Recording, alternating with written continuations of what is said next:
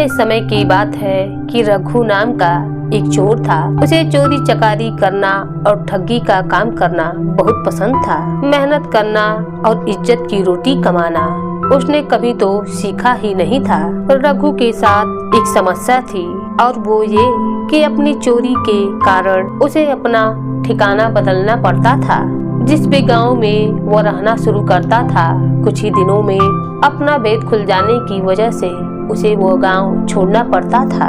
इस समस्या का हल रघु ने ये निकाला कि क्यों न जंगल में छोटी सी कुटिया बना करके रहा जाए, जहाँ तो न कोई मुझे जानता हो और पकड़े जाने का डर भी न हो। ये सोच करके रघु ने जंगल में एक छोटा सा अपना घर बना लिया। अब उसे बहुत ही आराम हो गया था।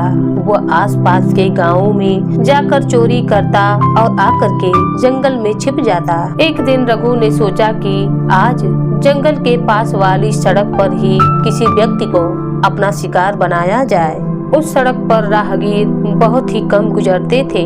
अक्सर वह राह सुनसान ही रहती थी। रघु ने बांस का एक मोटा सा डंडा लिया और एक पेड़ के नीचे छिपकर बैठ गया। अब वह किसी राहगीर के आने का इंतजार करने लगा जिसे वो लूट सके। बहुत देर इंतजार करने के बाद आखिरकार उसे एक आदमी दिखाई देने लगा। उस आदमी के साथ एक गाय भी थी। वो उस गाय को लेकर के चला आ रहा था। असल में वो आदमी एक ब्राह्मण था। अपने जजमान के यहाँ से एक गाय लेकर आ रहा था।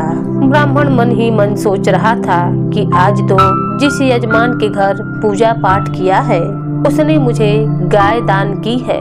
इस गाय की मुझे सख्त जरूरत थी। ये सोचकर ब्राह्मण बहुत खुश हो रहा था, मगर उसे क्या पता था कि आगे एक मुसीबत और उसके गले आन पड़ी है।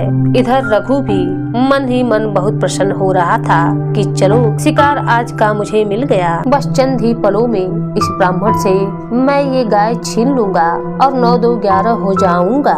जैसे ही ब्राह्मण उस पेड़ के नजदीक पहुंचा, रघु भी अपने हाथों में मोटा डंडा लिए बाहर आ निकला और उस ब्राह्मण को दिखाकर धमकाने लगा और बोला, ओ ब्राह्मण, बिना एक पल भी गंवाए हुए इस गाय को यहाँ छोड़कर भाग जा, नहीं तो इस डंडे से तेरी खोपड़ी खोल दूंगा। अचानक हुए इस हमले से ब्राह्मण घबरा गया। वैसे भी ब्राह्मण तो खूब हट्टा कट्टा था, लेकिन निहत्था था, इसीलिए वो घबरा रहा था। ब्राह्मण ने सोचा कि अगर मैं इस आदमी से हाथापाई की तो ये सच में मुझे घायल कर देगा। ब्राह्मण हाथ जोड़कर कहने लगा, अरे भलमानस, ये गाय तो मुझे दान में मिली है। अगर तुम ब्राह्मण को मिला हुआ दान छीन लोगे तो तुम महापाप के भागी बनोगे। वैसे तो चोरी करना पाप का काम है ही, लेकिन उससे बड़ा पाप भी ब्राह्मण की मिली हुई दान दक्षिणा को छीन लेना महापाप का काम है।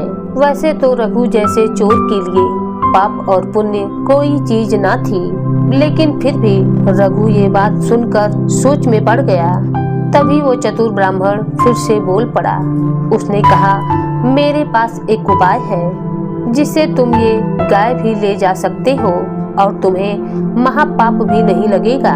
रघु ने खुश होते हुए कहा, अच्छा भला ऐसा कौन सा तरीका है? ब्राह्मण ने कहा, तुम मुझसे गाय छीनने के बजाय मुझसे व्यापार कर लो। ये गाय तुम रख लो और मुझे गाय के बदले में कुछ दे दो। इस तरह तुम पाप से बच जाओगे। ये सुनकर रघु ने गुस्से में कहा, मेरे पास तो कुछ नहीं है तुम्हें देने के लिए। तब वो ब्राह्मण बोला, कुछ तो जरूर होगा, 1 आना 2 आना। रघु ने कहा, नहीं।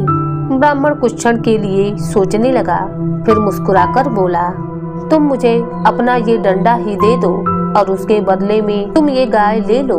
ये सुनकर रघु बहुत खुश हुआ कि एक डंडे के बदले में गाय भी मिल जाएगी और महापाप भी नहीं लगेगा। ये सुनकर वो बहुत खुश हुआ। उसने अपना डंडा ब्राह्मण को थमा दिया और ब्राह्मण ने गाय की रस्सी रघु के हाथ में पकड़ा दी। जैसे ही रघु ने गाय की रस्सी पकड़कर आगे चलना प्रारंभ की, वैसे ही ब्राह्मण ने जोर से आवाज लगाई, ऐ चोर, रुक, छोड़ दे मेरी गाय को, नहीं तो इस डंडे से अभी के अभी तेरी खोपड़ी खोल दूंगा। ये सुनकर रघु रुक गया और सोचने लगा कि ये तो बड़ा ही चालाक ब्राह्मण निकला। वो ब्राह्मण शोर मचाता हुआ डंडा हाथ में लिए रघु को मारने दौड़ पड़ा। रघु ने सोचा कि इससे पहले कोई दूसरा राहगीर यहाँ पर आ जाए, मुझे यहाँ से भाग जाना चाहिए, मुझे भागने में ही भलाई है। ऐसा सोचकर रघु वहाँ से दुम दबाकर भाग निकला। आज रघु को उस ब्राह्मण की चतुराई के आगे भागना पड़ा। अब ब्राह्मण के पास गाय और डंडा दोनों थे। वह निश्चिंत होकर अपने घर की ओर चल पड़ा।